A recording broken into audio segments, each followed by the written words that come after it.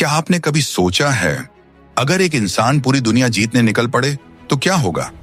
एक ऐसा राजा जिसने 20 से ज्यादा युद्ध लड़े और कभी हारा नहीं, जिसका नाम था सिकंदर, अलेक्जेंडर द ग्रेट।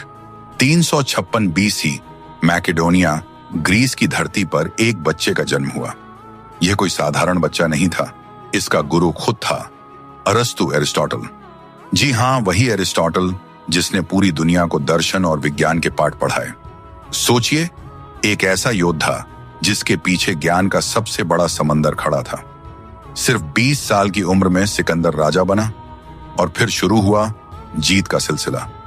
उसकी सेना की खासियत थी फालैंक्स, लंबे लंबे भाले, दीवार की तरह खड़े सैनिक, और सामने से आने वाला दुश्मन पलक झपकते मिट्टी में मिल जाता।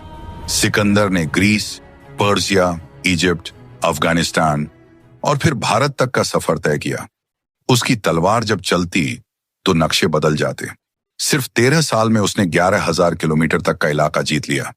आज की पूरी यूरोप और एशिया का आधा हिस्सा उसके कदमों तले था। 326 बीसी सिकंदर भारत पहुंचा। यहां उसका सामना हुआ किंग पोरस से। झेलम नदी के किनारे भीषण युद्ध हुआ। पुरु हारा जरूर, लेकिन उसकी बहादुरी देखकर सिकंदर बोला, राजा, मैं तुम्हें राजा की तरह ही रखना चाहता हूं। सोचिए, दुश्मन को हराकर भी उसका सम्मान करना, यही था सिकंदर। लेकिन सिकंदर सिर्फ विजेता ही नहीं था, वह इंसान भी था।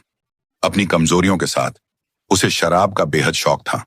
वह मानता था कि वह देवताओं का बेटा है और पूरी दुनिया जीतना उसका हक है।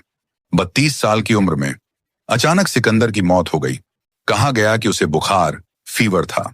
कुछ कहते हैं उसे जहर, पॉइजन दिया गया, और कुछ मानते हैं यह देवताओं की सजा थी। लेकिन सच क्या था, यह आज तक रहस्य है। उसकी कब्र कहां है, कोई नहीं जानता। मरते वक्त सिकंदर ने कहा था, मेरे हाथ ताबूत से बाहर निकालना ताकि दुनिया देखे जिसने पूरी दुनिया जीती वह भी खाली हाथ गया। और यही है सिकंदर की सबसे बड़ी जीत, हमें यह याद दिलाना कि ताकत, दौलत, जीत सब अस्थाई है। असल मायने में जीत इंसानियत की होती है।